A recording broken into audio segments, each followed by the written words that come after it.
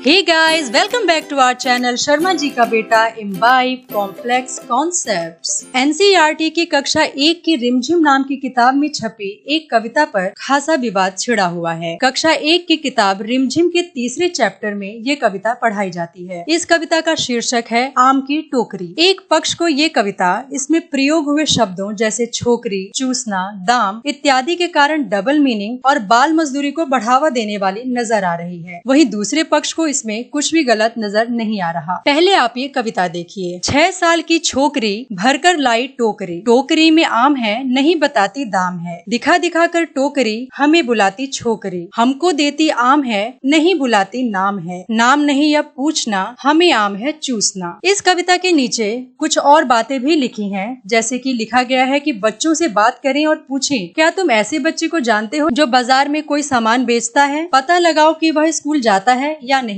यदि वह स्कूल नहीं जाता है तो स्कूल में उसका नाम लिखवाने में तुम कैसे मदद करोगे। एनसीईआरटी की किताब में छपी जिस कविता को लेकर ये विवाद हो रहा है उसके नीचे एक टिप्पणी भी लिखी है जिसमें बाल मजदूरी के लिए मजबूर बच्चों को स्कूल भेजने के रास्ते तलाशने की बात कही गई है। साथ ही ये भी कहा गया है कि जिस प्रकार से इस कविता में बच्ची लोगों के बीच आम बेचने का अभिनय कर रही है उसी तरह बच्चों से अलग अलग चीजों को खाने का अभिनय कराया जाए। अब जानते हैं क्या क्या आरोप लगे। छत्तीसगढ़ कैडेट के 2009 बैच के आईएएस ऑफिसर अवनीश शरण ने इस कविता पर कड़ी आपत्ति जताई। उन्होंने लिखा, ये किस सड़क छाप कवि की रचना है, कृपया इस पाठ को पाठ्य पुस्तक से बाहर करें। इस कविता पर जाने माने अभिनेता आशुतोष राणा ने भी सवाल उठाए। अपनी फेसबुक पोस्ट में उन्होंने लिखा, एक तरफ हम हिंदी भाषा के गिरते स्तर और हो रही उपेक्षा पर हाय तौबा मचाते हैं और वहीं दूसरी ओर इतनी निम्न स्तर की रचना को पाठ्यक्रम का हिस्सा बना लेते हैं। ऐसी रचना को निश्चित ही पाठ्यक्रम में नहीं रखा जाना चाहिए क्योंकि मनुष्य की भाषा उसकी पहचान होती है। राणा ने ये भी लिखा कि हमें ये याद रखना चाहिए कि बच्चे राष्ट्र की आत्मा होते हैं। यही है जिनके मस्तिष्क में अतीत सोया हुआ है, यही है जिनके पहलुओं में वर्तमान करवटें ले रहा है और यही है जिनके कदमों के नीचे भविष्य के अदृश्य बीज बोए जाते हैं। सजल नाम के यूजर ने लिखा कि इस तरह की पाठ्य सामग्री बहुत से राज्य स्कूल बोर्ड की किताबों में मिल जाएगी। हमें ये करने की जरूरत है कि इस तरह की सामग्री को खोजें और उसे हटवा दें। इस कविता को लेकर लोगों ने एनसीईआरटी से लेकर केंद्रीय शिक्षा मंत्री तक को टैग किया। मांग की कि न केवल इस कविता को हटाई जाए बल्कि उसे भी हटाया जाए जिसने इसे पाठ्यक्रम में शामिल किया। लोगों ने कहा कि ये कविता बच्चों को बिगाड़ने वाली है। मसलन आज वे छोकरी शब्द सीखेंगे, फिर बड़े होकर युवा लड़कियों को छोकरी कहकर छेड़ेंगे। अब जानते हैं कि दूसरे पक्ष का क्या कहना है। इस कविता पर हुए विवाद का एक दूसरा पक्ष भी है जो इसे एकदम सहज और बच्चों के लिए उपयुक्त कविता मानता है। दिल्ली के एक सरकारी स्कूल के टीचर व कवि आलोक मिश्र के अनुसार इस कविता को लेकर जो आलोचना की जा रही है वो बिल्कुल बेवजह की है। उन्होंने बताया, हिंदी के लोगों पर शुद्धतावाद का नशा चढ़ा हुआ है। इसके चक्कर में इन्हें लगता है कि खड़ी बोली ही सब कुछ है और बाकी बोलियों के शब्द कमतर हैं। अब इस कविता को देखा जाए तो बहुत ही आसान सी नजर आती है। छोकरी और चूसना शब्द पर आपत्ति जताई जा रही है। हो सकता है कि छोकरी शब्द का प्रयोग कहीं अपमानजनक तरीके से किया जाता हो, लेकिन गाँव देहात में ऐसा नहीं होता है। छोकरी शब्द के मूल अर्थ में अपमान नहीं है। अगर कुछ लोग इसका प्रयोग अपमानजनक शब्द के तौर पर करने लगे तो क्या हमें ये शब्द छोड़ देना चाहिए? मुझे तो ऐसा नहीं लगता। इसी तरह चूसना शब्द के बारे में भी आलोक ने कहा कि ये भी सामान्य और सहज शब्द है। आम तो चूसा ही जाएगा, गन्ना भी चूसा जाता है, आम और गन्ने खाए नहीं जाते। जिन लोगों को इस कविता में चूसना शब्द अश्लीलता का पर्याय लग रहा है वो दरअसल उनका नजरिया है जो कविता पर थोप दिया गया है। अपना नजरिया कविता पर थोप कर कहा जा रहा है कि कविता अश्लील है। कविता में बाल मजदूरी को बढ़ावा देने के आरोप पर आलोक मिश्र का कहना है कि कविता का एक कथ्य है, वो कथ्य बाल मन का है। अगर इसमें बाल मजदूरी देखी जा रही है तो दिक्कत हमारी बाजारवादी सोच की है। हम ये मानकर चल रहे हैं कि कोई किसी चीज को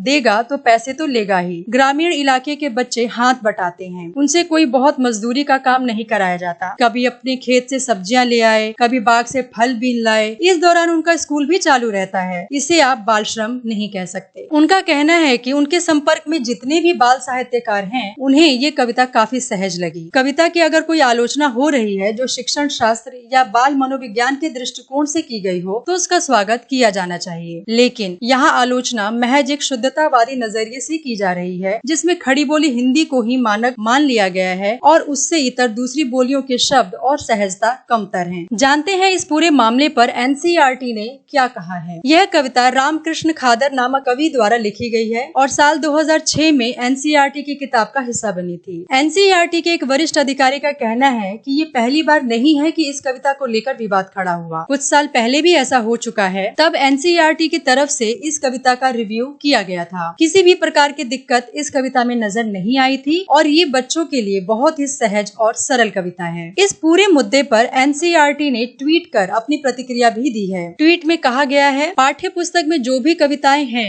वे एनसीएफ 2005 के परिप्रेक्ष्य में स्थानीय भाषाओं की शब्दावली को बच्चों तक पहुंचाने के उद्देश्य को ध्यान में रखते हुए शामिल की गई हैं, ताकि सीखना रुचिपूर्ण हो सके। संस्थान ने आगे अपने ट्वीट में कहा कि राष्ट्रीय शिक्षा नीति 2020 के परिप्रेक्ष्य में नई राष्ट्रीय पाठ्यचर्या की रूपरेखा के निर्माण की प्रक्रिया आरंभ हो चुकी है। इसी पाठ्यचर्या की रूपरेखा के आधार पर भविष्य में पाठ्य पुस्तकों का निर्माण किया जाएगा। आप इस पूरे मामले पर क्या सोचते हैं? अपने विचार कमेंट बॉक्स में लिखें। यदि वीडियो पसंद आई हो तो इसे लाइक एंड शेयर करें और हमारे चैनल को सब्सक्राइब करना ना भूलें।